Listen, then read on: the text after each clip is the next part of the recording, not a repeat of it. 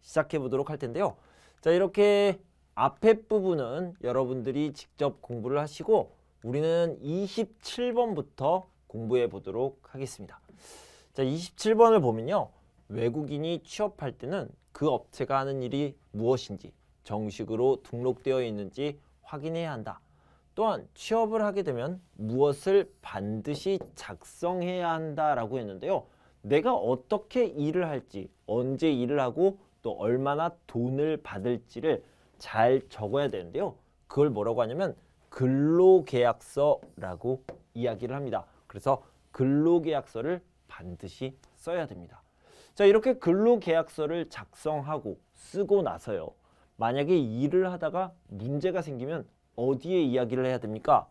이때는 고용노동부나 한국산업인력공단 등에 문의해서 물어봐서 도움을 받을 수 있습니다. 그러니까 4번이 답이 되겠고요. 꼭 기억하시기 바랍니다. 근로계약서를 작성하고 그 다음 회사에서 일을 시작해야 된다.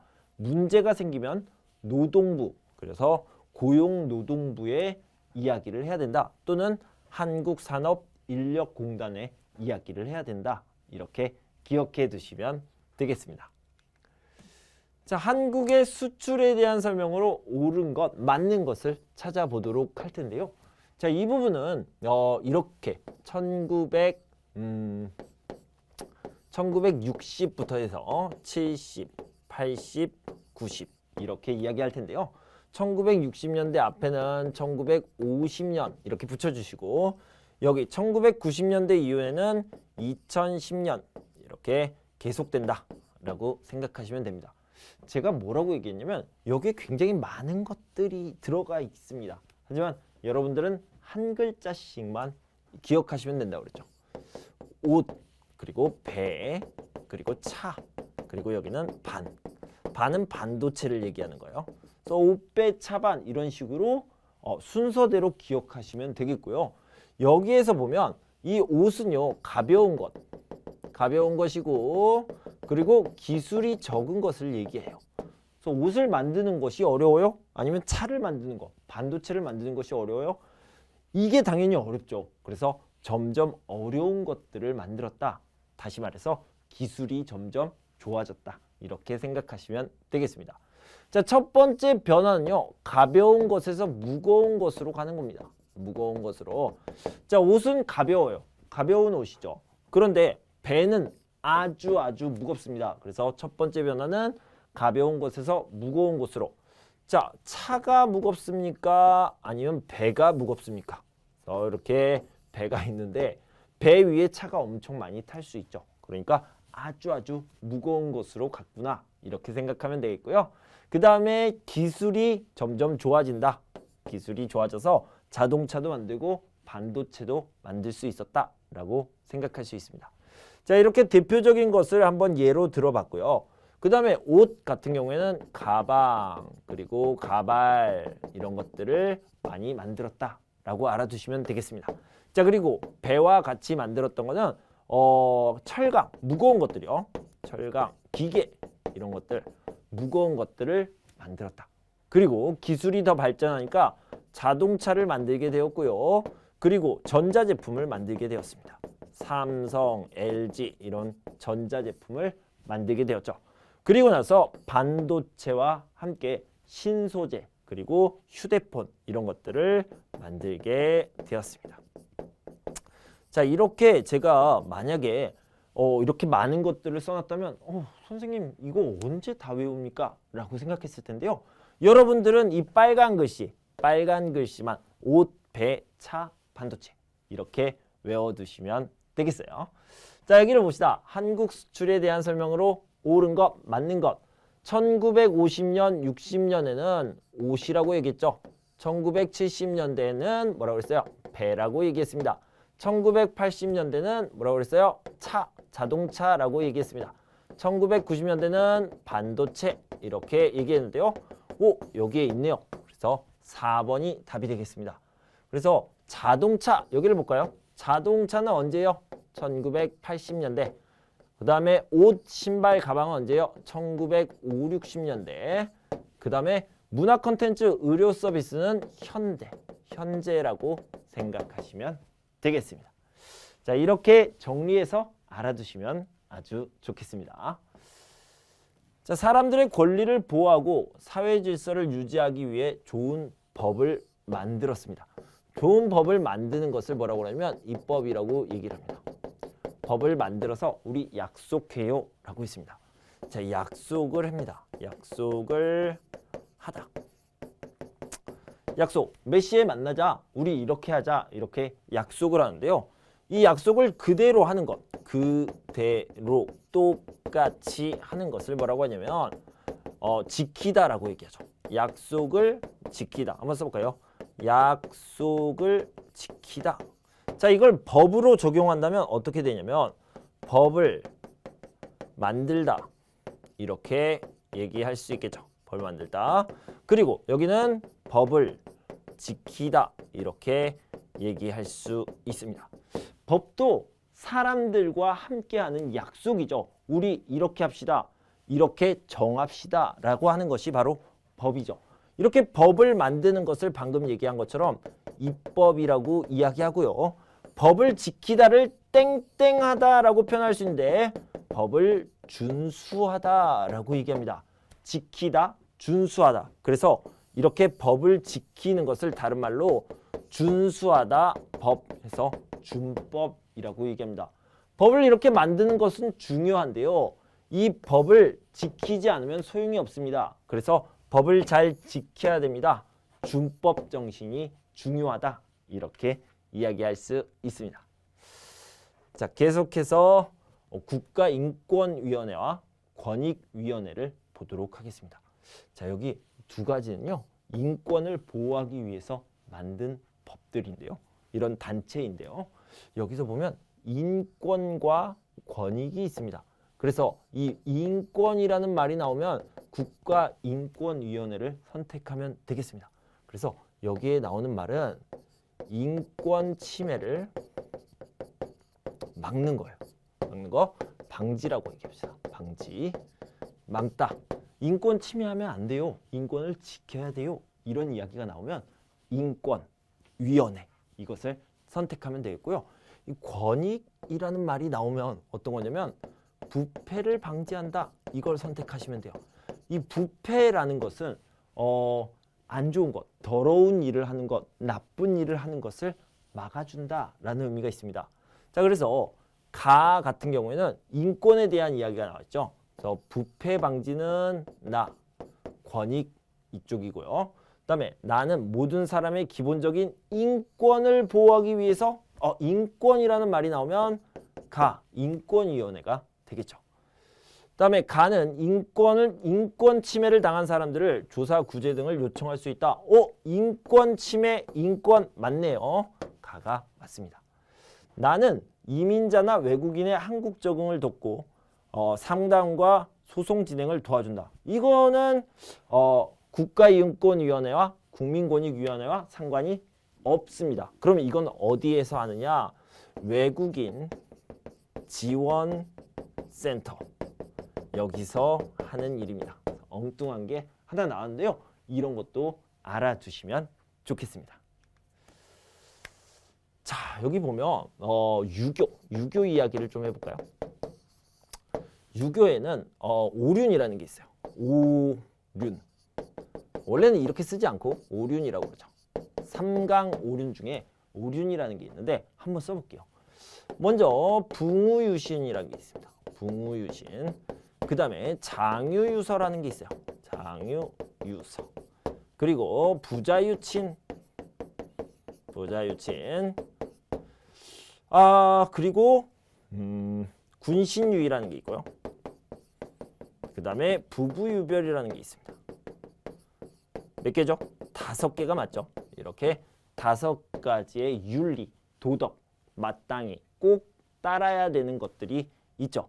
그래서 유교 개념, 유교 사상에서 나온 개념인데요. 이 붕우라는 것은 친구를 얘기하는 거예요. 그래서 친구 간에는 뭐가 있어야 돼요? 서로를 믿어야 됩니다. 친구 간에 믿음이 있어야 된다라는 거고요. 이 장유라는 것은 나이가 많고 적은 것을 뜻하는 거예요. 그래서 나이가 많고 적을 때는 순서가 있다. 차례가 있다. 그래서 어른에 대한 예절을 이야기하고 있습니다. 그래서 한국에는 이런 것들이 굉장히 많이 있죠. 자, 부자라는 것은 이게 아빠란 뜻이에요. 아버지. 여기는 아들이란 뜻입니다. 그래서 부모님과 자식 사이에서는 친하다 이런 뜻이에요.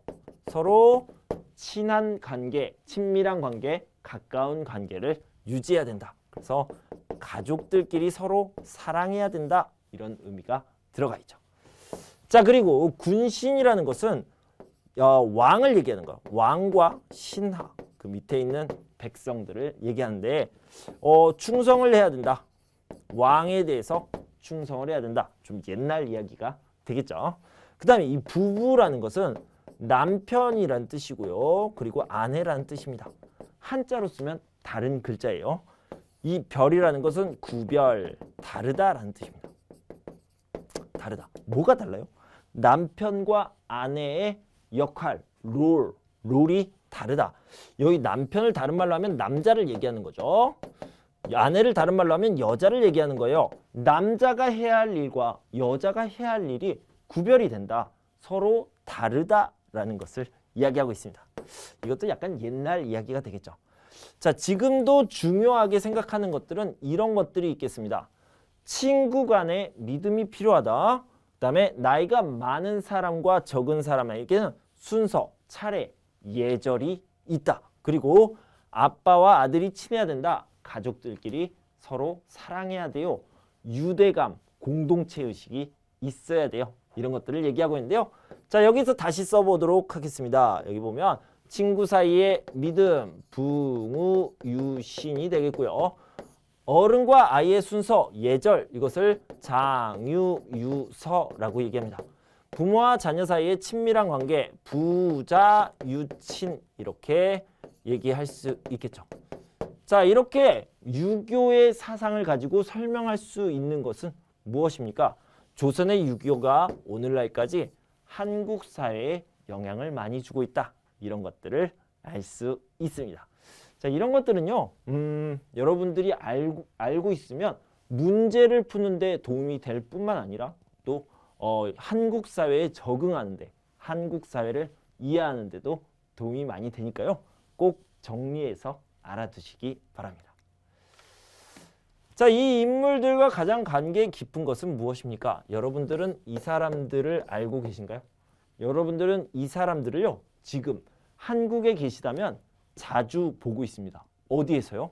바로 돈에서 많이 보게 됩니다. 일단 정답은 한국의 화폐에 등장하는 인물들, 이렇게 정답을 체크하시고요. 이황 퇴계 선생님입니다. 퇴계 이황, 이퇴계라고도 하고요. 1,000원짜리에 있죠.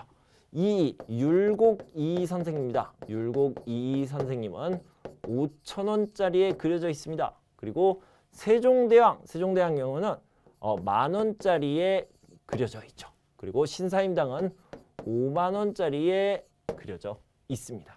이렇게 알아두시고요. 자, 여기를 좀 보면 전쟁을 승리로 이끈 인물들이다. 그러면 주로 장군이 나오겠죠. 뭐 예를 들면 이순신 장군 이런 사람들이 있겠고요. 제주도에 흉년이 들었을 때 쌀을 나누어 준 사업가가 있는데요. 그분은 여자분이에요. 김만덕 씨가 있습니다. 시를 잘 지어서 중국과 일본에서 높은 평가를 받았던 사람은 허난설월이라는 여자분입니다. 굉장한 작가, 문인이었다. 이렇게 알아두시면 좋겠네요. 자, 한국의 독립운동에 대한 설명으로 옳지 않은 것, 틀린 것을 좀 보도록 하겠습니다. 자, 여기 보면 1919년 3월 1일에 무슨 일이 있었냐면요. 독립만세운동이 있었습니다. 독립만세운동. 독립만세운동은 어디에 있었습니까? 독립만세운동이 있었던 장소를 표현하자면요. 이만큼입니다. 선생님, 모든 곳이잖아요. 네, 맞아요. 전국, 대한민국 모든 곳에서 독립 만세 운동을 했는데요. 바로 이 지점, 여기가 어디냐면 충청도 천안입니다. 천안에서 유관순 누나, 유관순 열사께서 이 독립 만세 운동을 이끌었죠. 그래서 3.1절이 되면 우리는 유관순 누나를 기억하고 기리고 있죠. 그리고 1919년 3월 1일에 독립 만세 운동을 했어요. 그래서 전국적으로 모든 사람들이 참여를 했는데 많은 사람들이 죽거나 다치거나 이렇게 희생이 되었습니다. 그런데 이렇게 독립을 굉장히 원하는 사람들이 이 만세 운동을 보니까 우리에게는 시스템이 필요합니다. 시스템을 잘 갖춰서 어떤 정부를 만들 필요가 있다라고 생각합니다. 그래서요. 1919년 4월 11일에 중국 상하이, 중국이에요. 중국 상하이에서 정부를 만듭니다. 정부인데 아직까지는 제대로 된 정부가 아니라 임시정부를 수립하게 되고 그때 김구 선생님이 초대 대통령으로 나오게 됩니다. 그러니까 지도자로 나오는 거죠. 이렇게 임시정부를 세운 다음에 그때부터는 군대를 기르기 시작해요. 그래서 군대는 무장투쟁이다. 1919년에 만들었으니까 이때는 1920년대겠죠. 그래서 1920년대다 이렇게 표현을 합니다. 자, 여기를 봅시다. 1919년 3월 1일 운동에서 많은 사람들이 독립을 요구했고요. 김구등이 중심이 되어 중국 상하이에 임시정부를 세웠다. 이거는 1919년 4월 11일에 있었던 일이다. 그러니까 순서가요. 1번, 2번 이렇게 순서대로 3번 1920년대부터 중국 만주 지방을 중심으로 무장투쟁을 했다. 1, 2, 3 이 순서를 기억해 두시고요. 유관순은 학생이었지만 맞습니다. 만세운동을 벌여 만세운동을 이끌어 리더였습니다. 지도자였어요. 그리고 중국이 아니라 뭐라고 그랬어요? 충청 천안이라고 그랬습니다. 충청도의 충청 지역의 천안. 그래서 지금도 천안에 가보면요. 유관순 열사의 기념관, 우리 유관순 누나의 기념관이 있습니다. 여러분들 시간이 되시면 꼭 찾아가 보면 좋겠습니다. 그래서 한국의 독립운동사에 대해서 잠깐 말씀드렸습니다. 자, 이제 우리 귀화 시험 문제를 좀 보도록 하겠습니다. 한국에는 자영업자 비중이 높아요. 그러니까 무슨 얘기냐면 사장님이 많습니다. 사장님이 얼마나 많아요? 한 20% 정도 된대요. 20%. 전체 직장인의 20%가 사장님입니다. 자, 왜 그럴까요? 만약에 회사원, 직장에 다니는 회사원 같은 경우에는 60세, 또 빠르면 55세, 좀 늦으면 65세 그 정도예요. 은퇴를 하게 됩니다. 더 이상 일을 할 수 없어요.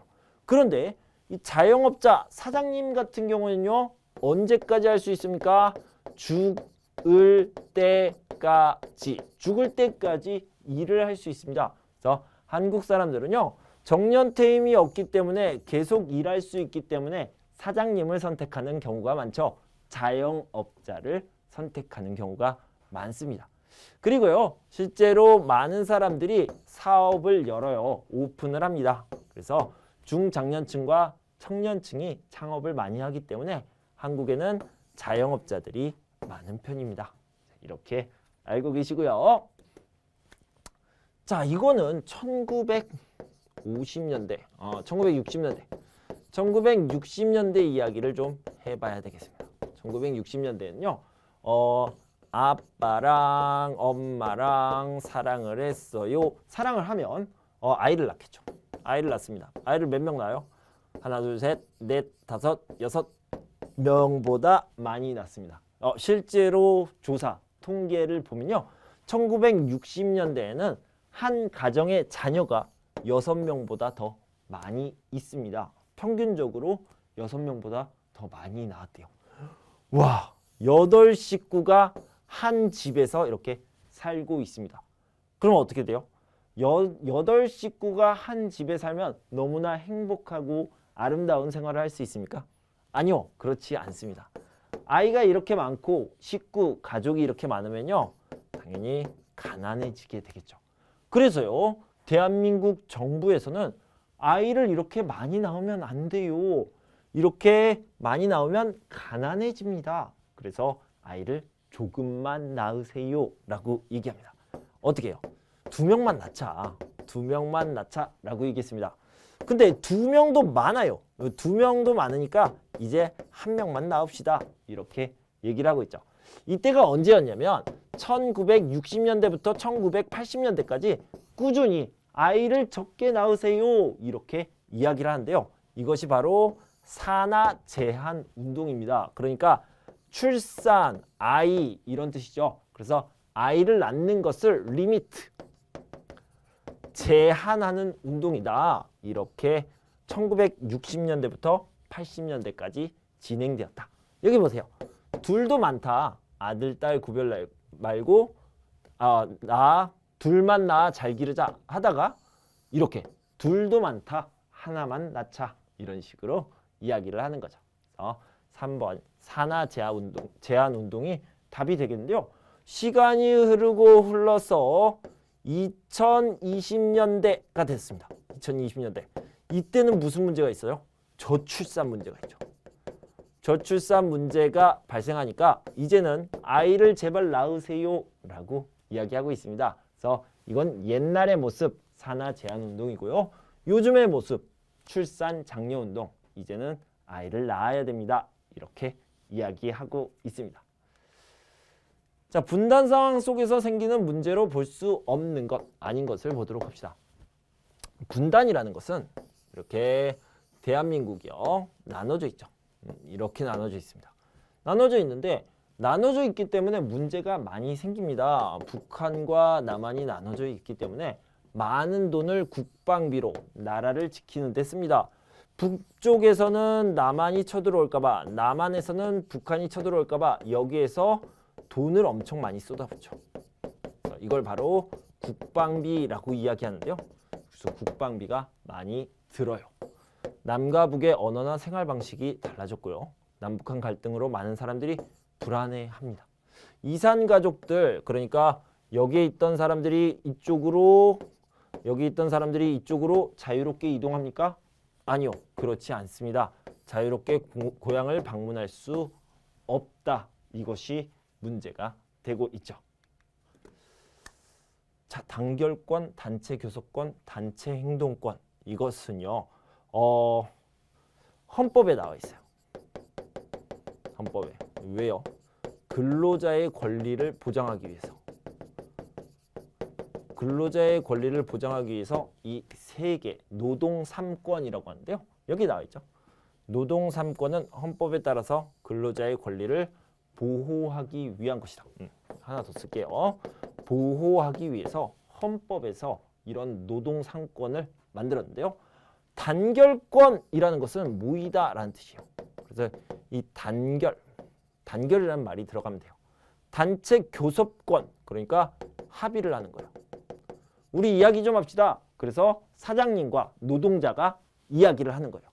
단체 행동권, 이건요, 행위라는 말이랑 같이 알아두시면 좋겠습니다.